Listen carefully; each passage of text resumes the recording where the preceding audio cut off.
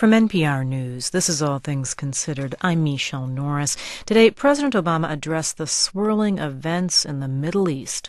At a time when the people of the Middle East and North Africa are casting off the burdens of the past, the drive for a lasting peace that ends the conflict and resolves all claims is more urgent than ever. Saudi Arabia is a key U.S. ally in the region, and my colleague Robert Siegel is in New York today to introduce you to a key player in Saudi Arabia.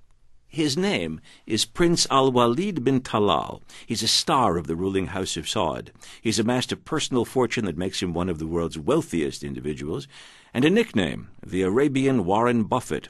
He owns mansions, hotels, a fleet of 200 cars, a huge yacht, and has commissioned a private version of the world's largest airplane, an Airbus 380 of his own.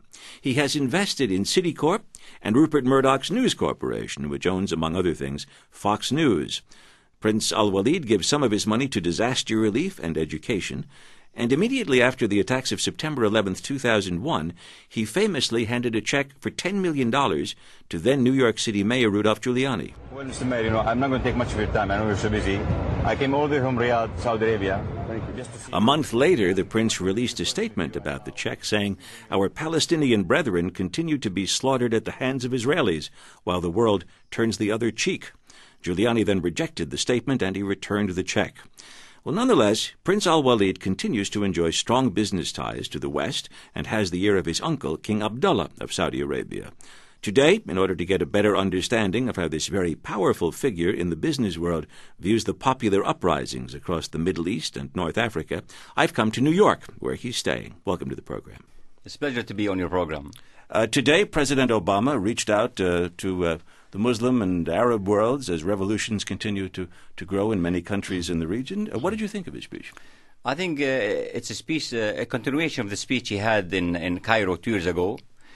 Clearly, things have changed somehow since that speech, because now we have some revolutions that took place already and some revolutions that are in the making.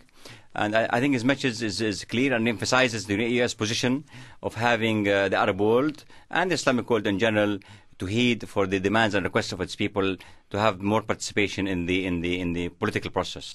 A while ago, as the revolutions in Tunisia and Egypt were taking place, you wrote an op-ed page article for the New York Times in which you spoke of leaderships in the region that were tied to patterns of government that are irrelevant and ineffective.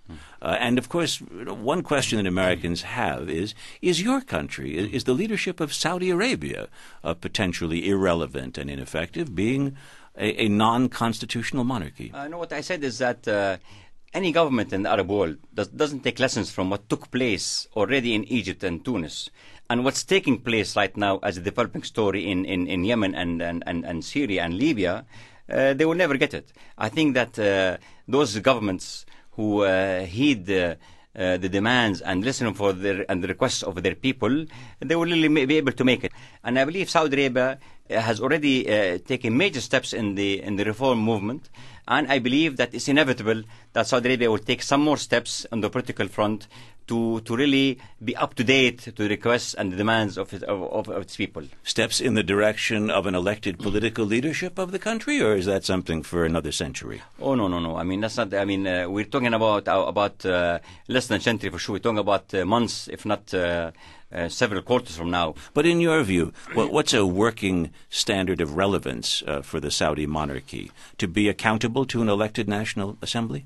Well, although Saudi Arabia as a monarchy is not constitutional monarchy, but it's very legitimate monarchy. This monarchy has been there for the last 250 years, and the people love their king, and the king has very good relationship with the subjects. Having said that, we still have to be current by opening up more and having the subjects of the Kingdom of Saudi Arabia have a say and participate in the political process by having some elections, yes, for the Majlis Shura, our parliament equivalent. A moment ago, when you ticked off the countries where leaders should learn lessons of what's happened, you spoke of Libya, Yemen, and Syria. You didn't mention Bahrain, which is Saudi Arabia's neighbor, where the Saudis have have intervened on behalf of the Bahraini leadership. What's different about Bahrain? Why isn't that the same situation? Oh, for sure. Bahrain cannot be compared to what happened in Egypt, Tunis, and what's happening right now in Libya, Syria, and Yemen. The Bahraini matter is very much sectarian and very much triggered by our common, I would say, not enemy, but at least our adversary, Iran. Sectarian meaning Shiite versus Sunni. Yes, because but in the Bahraini case, Shiite majority versus Sunni minority. But those who are triggering the problems over there are not the majority of the Shiites in Iran. The majority are with common sense and with not having problems. But there are small minority that are being backed by Iran. Those who are creating the trouble over there. So that's why I will never compare Bahrain to what's happening in the other Arab countries. I want to ask you now about the role of women. You are famous for, in your own private activities in Saudi Arabia, for hiring women who are not completely covered. People dress very stylishly. Women in your own property, I gather, drive, which they couldn't do elsewhere. When must private virtue in these regards, and when do your private values, when do you have to take them into the public arena and campaign for them in your country and say it's not just in your own property, but in Saudi Arabia at large, women should be able to drive? It's a very good question. In my company, we have 60% of all employees are ladies. Mm-hmm. And yes, we give them the platform to go and advertise and publish and announce that they are part of the system and society. And just by doing that, that in itself is jumping board, and that's a platform for other ladies to be incorporated into society and being accepted in the community more as equal partners. Mm-hmm. But when should that position move from providing an attractive model to those who choose to follow it, to saying it's not just a matter of a better opportunity for some women, it's a right of women to do these things? I said that publicly. Mm-hmm. I said that in my op-ed. I said in Saudi Arabia, and it's beginning to happen. Look, Saudi Arabia is a slow-moving society, and you can't impose on society what some of them may not want. But at least for those who would like to incorporate the ladies in the society, now the chance is being given. And when you told me something could happen in months in Saudi Arabia, no, what I said, I expect and I hope that things will change in Saudi Arabia in the coming months. What could happen in the coming months in Saudi Arabia? No, I mean, clearly the social contact between the king and the ruling family in Saudi Arabia was established in the decision that the king has taken lately by establishing, for example, minimum wage, by establishing unemployment benefits, by building a huge number of houses for the middle class in Saudi Arabia. Social context is being fulfilled. Right now, I think just to fulfill some of the political aspiration of some of the of Saudis, like having some political participation in the system by having some elections, for example. Yeah. That's one idea. And to a skeptical American who's hearing you before you go, who hears, wait a minute, it's a monarchy. It's an old-fashioned hereditary system of picking rulers. Clearly, eventually it's going to go. What do you say?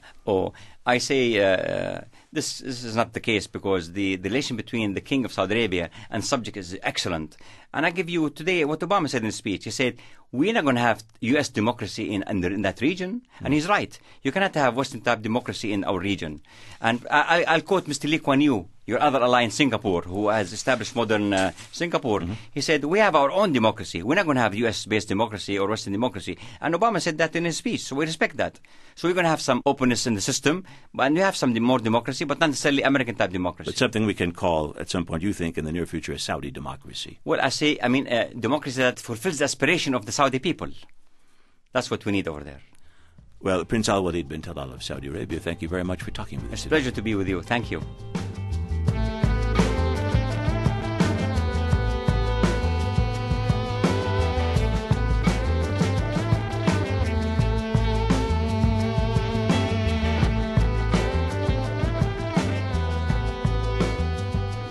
You're listening to All Things Considered from NPR News.